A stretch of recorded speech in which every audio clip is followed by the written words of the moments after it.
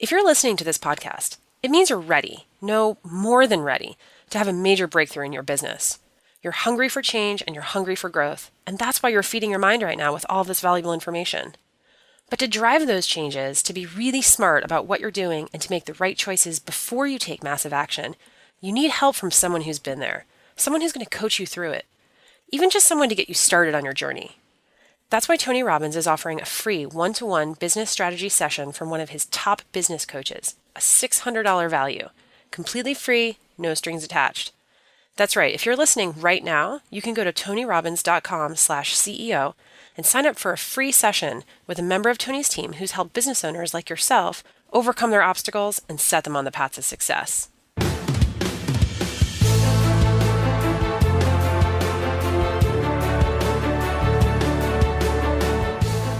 Welcome to the Tony Robbins Podcast. I'm your host, Annie Org. Have you ever wondered how the most successful companies make their hires? Or what makes for a winning team? Have you ever wanted to know what characteristics distinguish the most innovative entrepreneurs? Or what makes someone truly original? We do. That's why we sat down with the renowned organizational psychologist, Adam Grant. Adam is the guy that companies like Google call when they're trying to solve the big problems. He's been recognized as Wharton's top-rated teacher for 5 straight years. He's been named one of the world's 35 most influential management thinkers, and he's been on Fortune's 40 Under 40 list. His TED Talk on original thinkers has more than 5.5 million views, and he's authored 2 New York Times bestselling books. Actually, he's just co-authored a new book with Sheryl Sandberg called Option B. It's about facing adversity, building resilience, and finding joy. I sat down with Adam to discuss just how businesses can get the most out of their employees, and how employees can get the most out of their jobs. We dug into the personality dynamics of givers and takers, innovators, and original thinkers. And we talked about why it's so important to not just meet customer expectations, but to exceed them.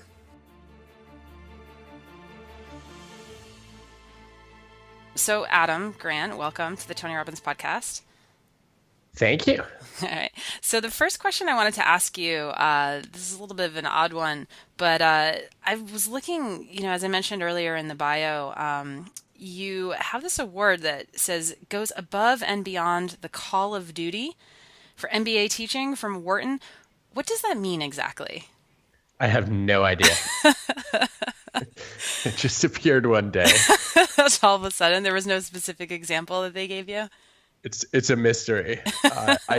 I did ask at some point, and I was told that I spend an unusual amount of time doing office hours to try to give students advice and answering emails and fielding calls with them. But your guess is as good as mine. So when you're doing office hours, since it is, business, do you get pitched a lot of ideas, or do they kind of use you as a sounding board to help figure out if there's something that they should pursue? They used to. And then I wrote about this bonehead decision I made to pass on investing in Warby Parker. And no one wants to pitch me anymore. No. Actually, I guess the stream of pitches has gone up consistently, especially after writing a whole book about original thinkers, which includes a bunch of examples and data points on entrepreneurs. And I always tell them in response, look, my expertise is people, not necessarily how to run a business. And so you should take everything I say with as many grains of salt as you can put together. Mm-hmm.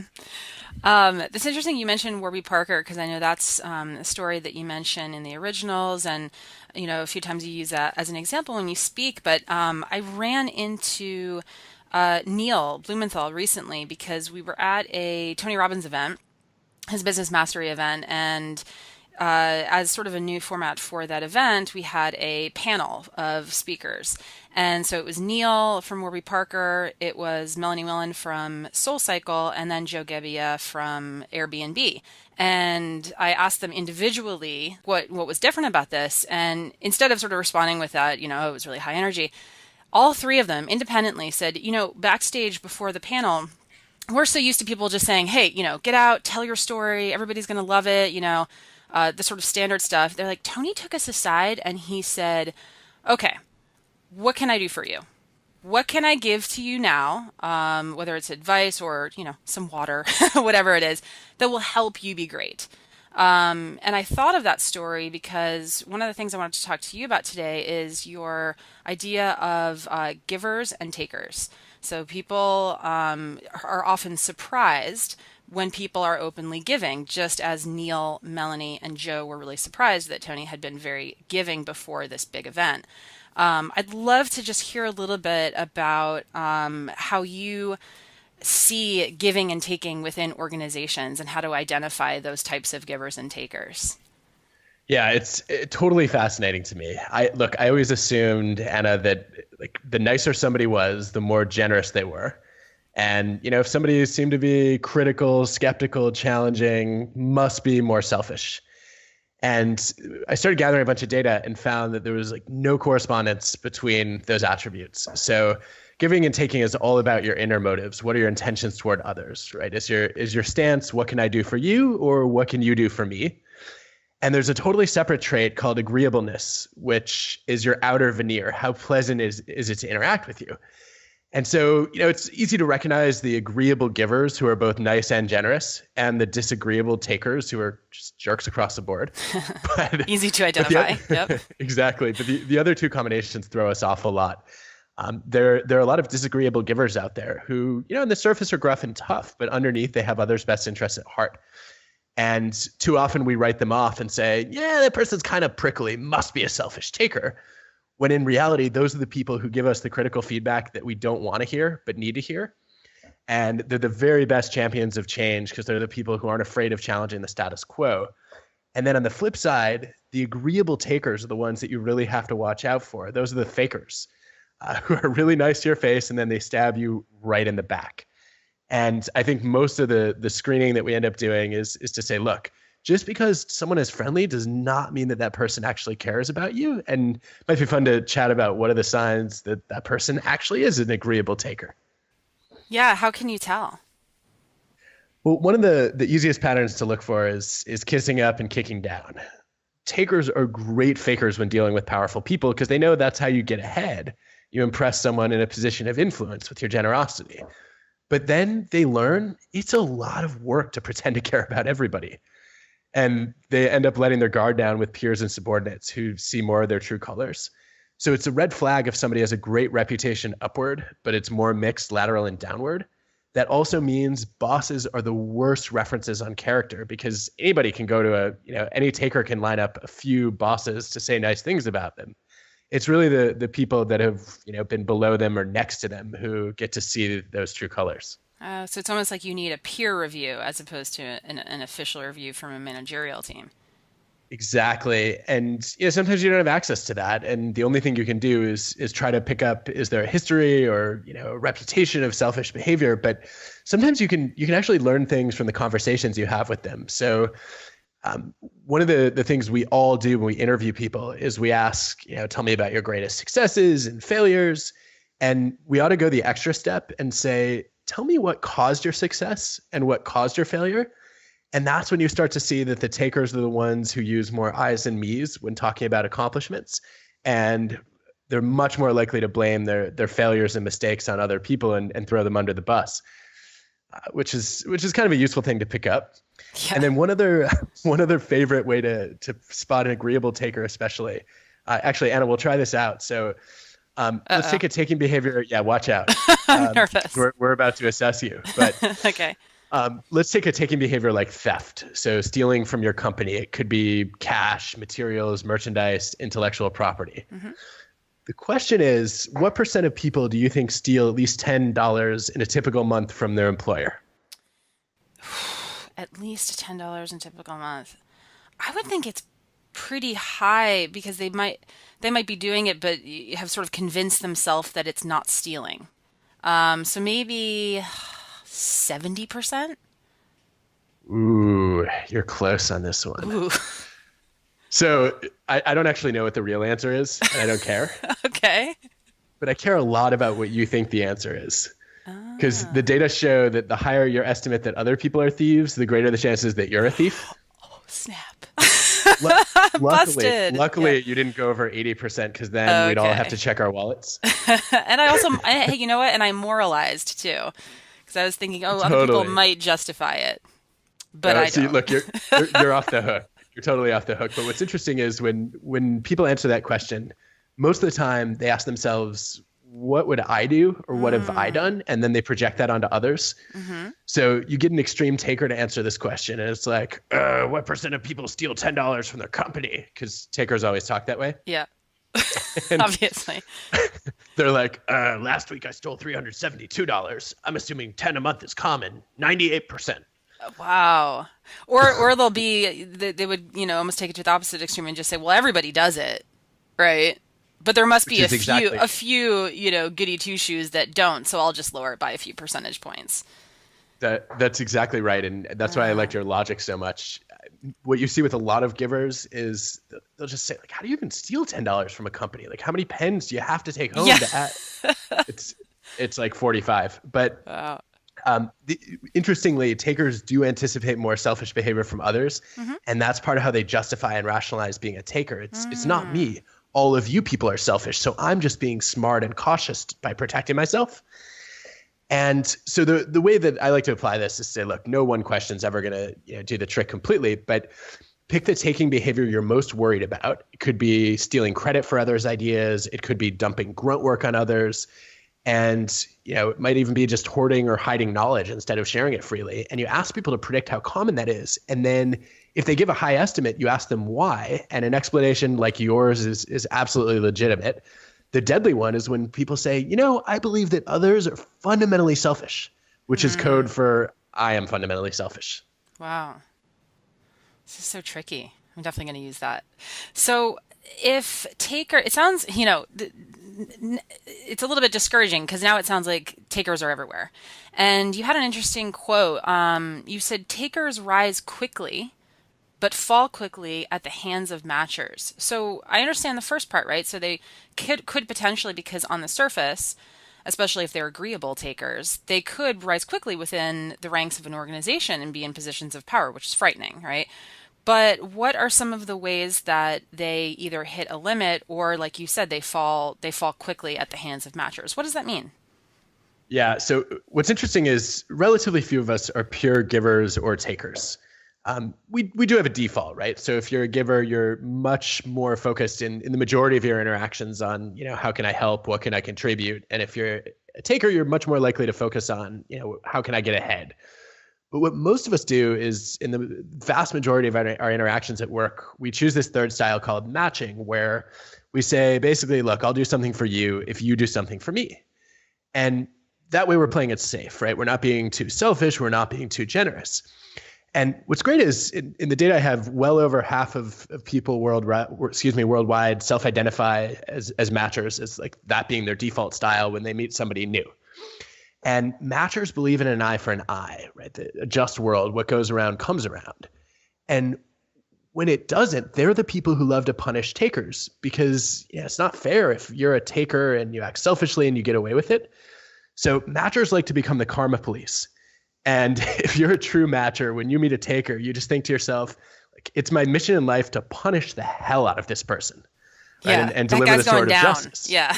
Totally. Yeah. And so then the question is, well, if most people are matchers and they're motivated to punish takers, how do they do that? And you see that there's a small percentage of people who will deliberately feed takers false information to try to sabotage them.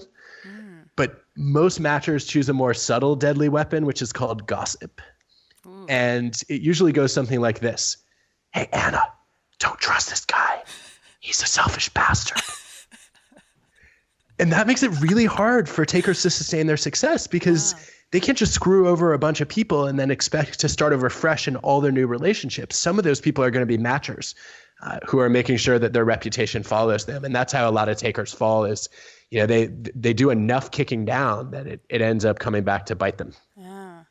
So, you just wrote an article that was super interesting in your LinkedIn influencer column, and it was called How to Change a Selfish Person's Stripes. And the idea was that, in many cases, we don't have control over who is in our organization. So you might have these matchers who are, sort of they're being the karma police, right?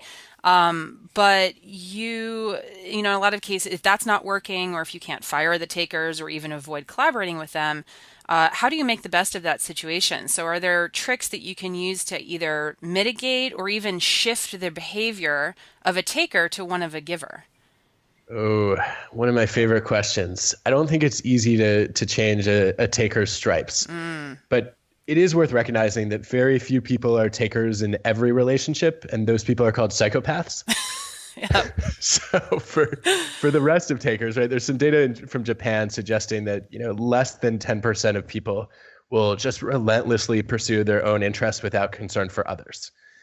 And so, the majority of takers are operating that way either because, they're narcissists, they believe in a zero-sum world where if I want to win, everyone else has to lose, or they've just been burned one too many times. And, they kind of walked away thinking, like, I have to put myself first or else no one else will.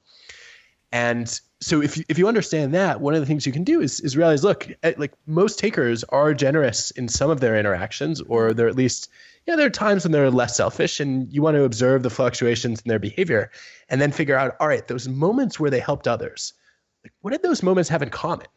And what does that suggest about, is there a certain kind of expertise they love to share?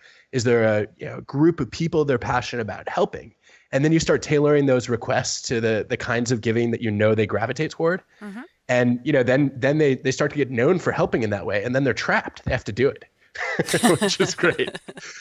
And then the other way that I think can be really effective, although I would say try this one at your own risk, is a financial services company a few years back. There's a woman named Kathy who got a big promotion, and she was told that she was going to co-lead a new team with this guy that today I'm going to call Colin because that's his name. And she had 4 different people warn her, do not trust Colin. He's going to steal a bunch of your ideas, and he's going to dump the most unpopular work on you. Watch your back with this guy. Mm-hmm.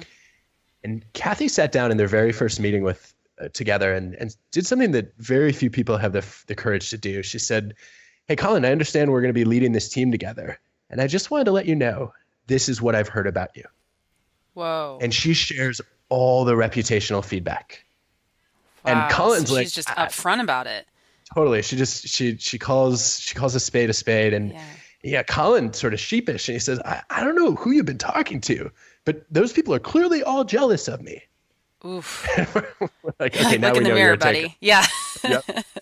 But what's so interesting is for the next year and a half, Colin changes his stripes, and he shares credit. He mentors people below him. He volunteers for really undesirable projects. And I think the beauty of what Kathy did is that she made his reputation visible to him, and then she gave him a chance to earn a new one.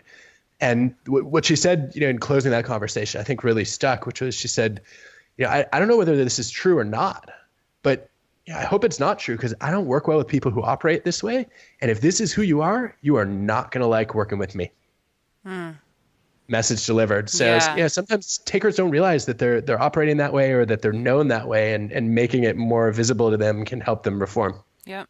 I think you also mentioned too, as part of that is that if you make clear to the person that their behavior is undermining their own goals, right, and they're not going to, they're basically acting against their self-interest. So if you can identify, right, what their outcomes are, and then if you show them how their behavior is not helping them achieve those outcomes, that's another way to sort of shift their behavior. Yeah, I think one of the virtues of dealing with takers is that if they're really that selfish, at least they're predictable. Right? If you know what their interests and goals are, then you can anticipate what they're going to care about. And in a world that's more connected than ever before, where relationships and reputations tend to drive the economy, whether you have a service job or you work in a team or you're an entrepreneur that has to fundraise and sell in all of those conditions, right? In the long run, being a taker really works against you. And there are very few people who want to trust you or work with you. And so sometimes just helping takers connect those dots and realize Being a taker might seem like the shortest path to success, but it's also one of the riskiest over time. Hmm. Maybe I should rethink that. Yeah. So if that's, from a peer perspective, that makes a lot of sense, right? So if you're an organization, these are some of the things you can do. What if you are a business owner? And I say business owner and want to emphasize owner, because one of the concepts that Tony teaches at Business Mastery is that a lot of people think that they're a business owner, but they're actually a business operator. So they're in the day to day and they're really involved in the day to day operations of the business, which from, this perspective, then you can identify the takers and you can really be in on the ground and help shape your company culture. But if you're a business owner, you're a little bit removed from the day to day. So if you're a business owner, and you really have responsibility to create a culture where everybody can excel, and where specifically, to your point, where givers can excel because they're not the ones who are rising quickly up through the ranks, right? What are some of the things that you can do to cultivate that kind of environment? One of the biggest mistakes that I see business owners making is they say, look, we want generosity. We want people to help each other solve problems. And that's the right spirit of collaboration. Oh yeah. And they put it all, in the values and the mission. It's all written down, right? It is. Yeah. Yeah. And then they only measure and promote and reward on individual achievements. Yeah. It's not Which is, Yeah. great way to to create a world where takers succeed. And I think that, obviously changing that is really critical. And so then the question is how? Best example I've seen is at Corning, where they made the Gorilla Glass originally for the iPhone and the iPad. Mm-hmm. And they have scientists and engineers there where they have this Corning Fellows program. If you get named a fellow, you have a job for life and a lab for life, which is pretty cool. Wow. Is it like being a tenured professor? Even better, I think, Okay. because you have a real job. Mhm. But but what's interesting is when they go to select their fellows, one of the factors is, can you drive breakthrough innovative performance? And so like a lot of the fellows will be the lead author on a patent that's worth 100 million US or more. And most companies would stop there, right? If you can drive that kind of innovation, we want to lock you up for life and throw away the key. Sure. But Corning says no. We're worried that competent takers will pollute the culture, and that if we give them permanent job security, their contributions will dwindle over time. And so they have this other set of criteria, which includes, are you a supporting author on other people's patents? And I think this is ingenious because it can take a decade to finish a patent. And there are not a lot of takers who are like, you know what, Anna, I'm going to pretend to help you for the next 7 years in the hopes that you will reward my false generosity by making me the 43rd author on your patent, right? Not going to happen. Not going to happen. It's the people who day in and day out, share their knowledge and, try to support each other and solve problems that end up getting those later authorships. And Corning says you got to do both. You have to show that you can drive your own results, but also that you can elevate the results of other people. And I think these kinds of dual performance evaluation, reward, promotion metrics, I think they're so key. And I guess the question for anyone running a business is, what's your equivalent of later patent authorship? What are those signs that somebody is day in, day out contributing to the success of others? And how do you make sure that gets rewarded? Sure. It's like KPIs for the internal culture of your company. It is, or it's like, a basketball team, making sure that you measure assists and block shots, not just points scored. Mm-hmm. And then go even further and say, all right, there are a lot of intangibles too. So, let's look at how well our team does when each player is on the court versus off the court, and know who's really improving our ability to win and excel. Yeah, that's great. I mean, it's something that's really challenging identifying those secondary metrics, but it sounds like it's absolutely essential for the company's long-term success. I think it is. And it's not about incentivizing giving, right? We don't want to motivate takers to be better fakers. I think it's more about just taking away the disincentives to giving and saying, look, there are plenty of people who would love to be helpful. They just want to know that they're not going to be punished for it, and that, it is valued behavior around here. Yep. So those are some great principles, right? This whole giving taking idea to building a winning team. I want to shift gears a little bit and talk about what it takes to build a winning company, right? So on the external, those external markers. So one of the things that Tony tells entrepreneurs a lot is he just says, you know what, the core thing you need to do is you have to add more value than anyone else. So you have to meet and exceed the expectations of your customers because when you do that, you get raving fans. So satisfied customers, it sounds like what everybody wants. That's not what you want. Those people go away. Raving fans are the ones that stay. So I'm curious. So, you're an organizational psychology genius and someone who's just intensely studied human behavior and what motivates people. So flipping the switch a little bit and looking to people who are looking for, product market fit, but also understanding how to position their product or their service to, consumers.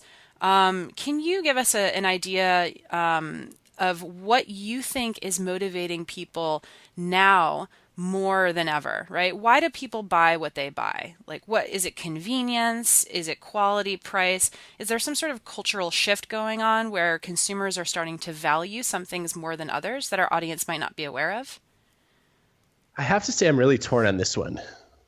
And you should definitely not believe anything I'm about to say because Of course not. as an organizational psychologist, I spend all my time thinking about people at work, and it's really consumer psychologists who are experts on the marketing and Yeah, customer side of the equation. But sure. I think obviously like people don't sort themselves into buckets, right? Like I have a job and I'm also a consumer, and I'm not a fundamentally different person in those two Right. roles, I hope.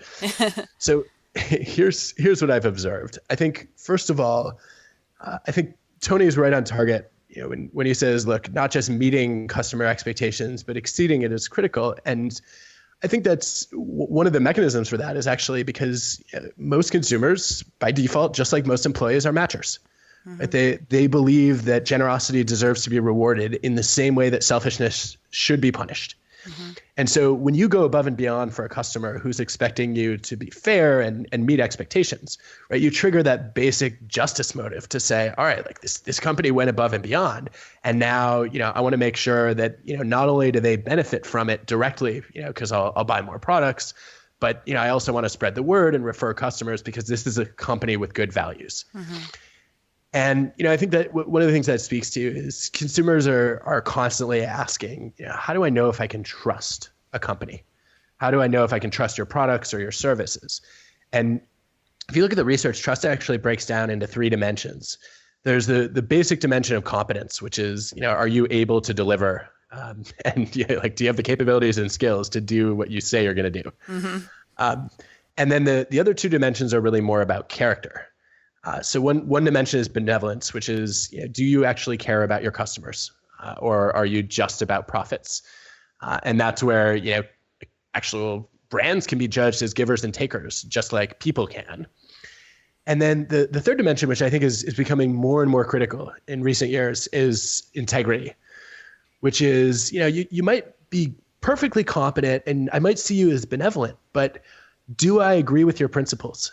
And do I think that you're going to follow through on them so that, your actions actually match your words?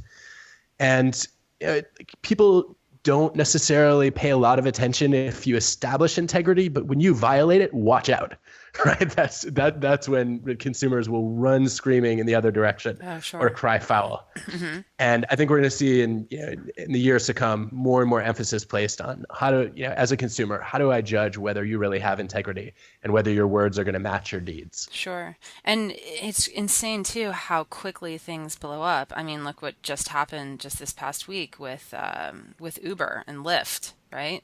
I mean, just the very idea that a slight action, I mean, it wasn't like a huge thing, but it was interpreted as like a travesty. and one hashtag, I feel like every brand is one hashtag away from some major negative publicity, and there are so many competitors that are just waiting for to leverage the fact that their competitor is being criticized for something. And sometimes it has to do with politics, right? But sometimes it's things that are outside of what's going on in the world. Yeah, I mean, I couldn't help but notice when you said travesty, Yeah. no pun intended. But I mean, yeah, I think we've all known as long as we can remember thinking about this, that the trust is much easier to destroy than it is to rebuild. Mm-hmm. And I think that at some level, we're going to see more and more consumers who feel like it's their responsibility to be watchdogs and make sure that the brands really are living up to their promises. And I think that actually circles back to me. Then you ask, like, okay, what is it that really drives how people treat their customers? Mm-hmm. And one of the most robust predictors of whether you're going to do right by your customers is whether you treat your employees right. There's a huge spillover effect of how employees are treated, on how they end up treating their customers. And that's why I'm sort of dumbfounded every time I see a company that says we put customers first. No, you don't put your customers first. You put your employees first. Mm-hmm. And then you can trust that your employees will be more likely to put their customers first. Yep.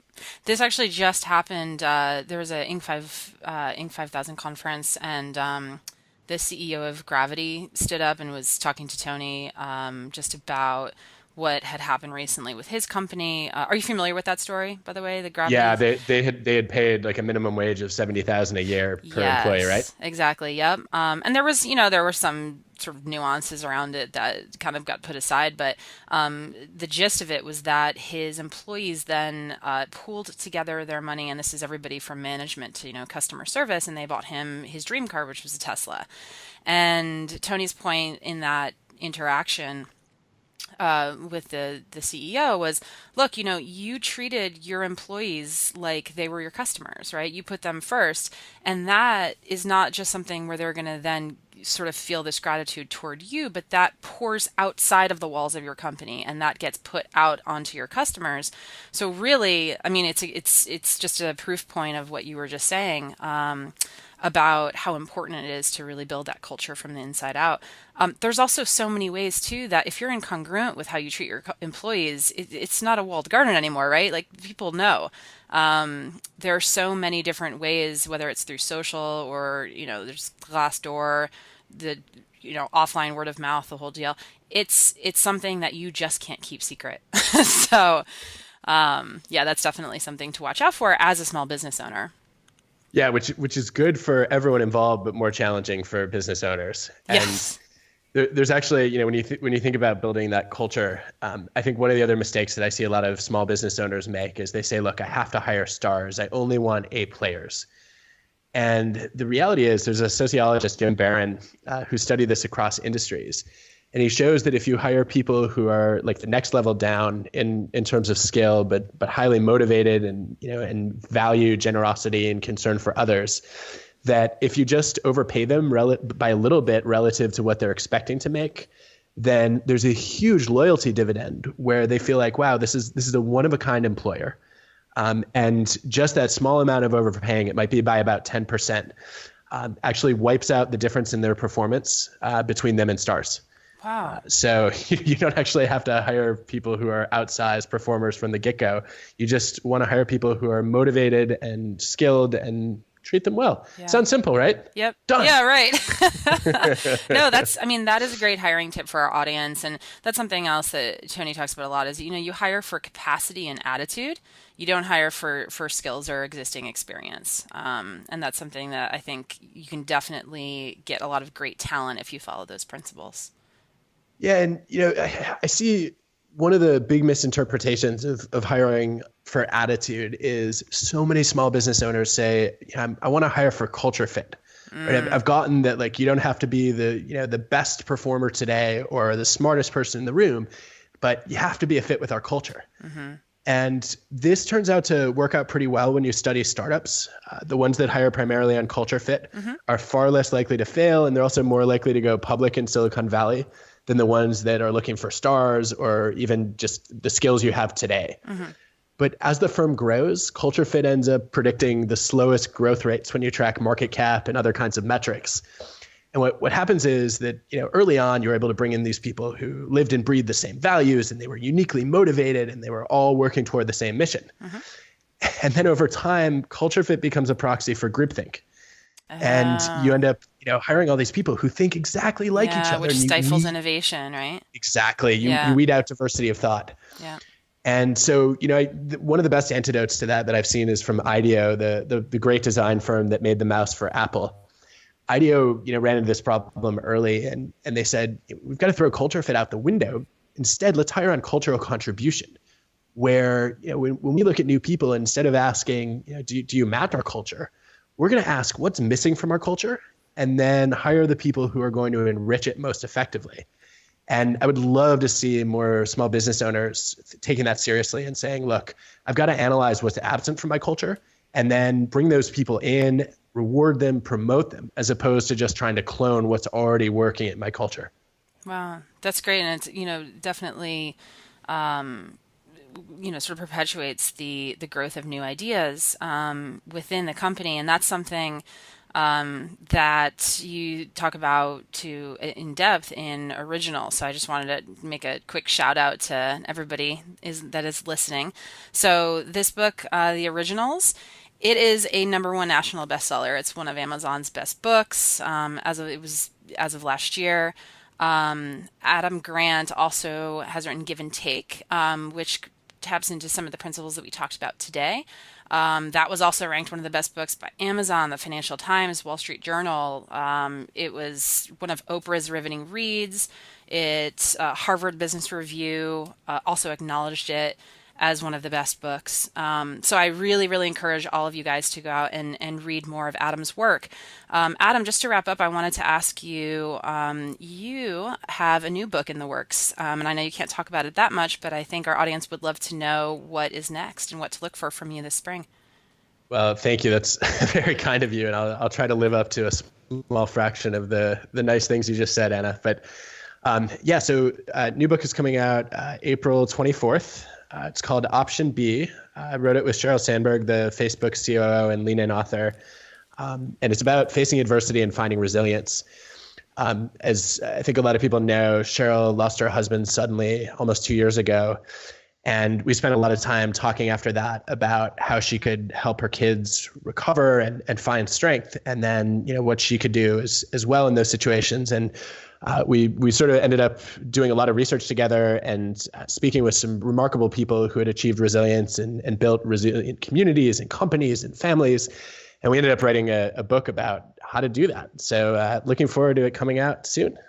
Wow, that sounds fascinating. And I have to say, when you mentioned at the beginning that Tony was talking to a bunch of entrepreneurs about what he could give to them before they went up on stage, he, without knowing, he actually gave something to me when I was getting ready to go on stage some months ago. Really? I spoke at an event that I guess he had been at the previous year, and I walked up and the host said, I just wondered, I see that you were a springboard diver. Have you ever talked to Tony Robbins about his trampoline?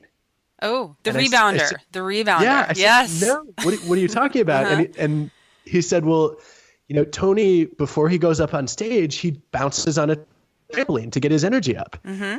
And I said, wait, does that mean he only speaks at places that have trampolines? Because as a diver, when we trained, we used to practice on trampolines, and they were like the big gymnastics kind, right, that you see in the Olympics. Oh, sure, yeah. And that's what I was picturing. And they're like, no.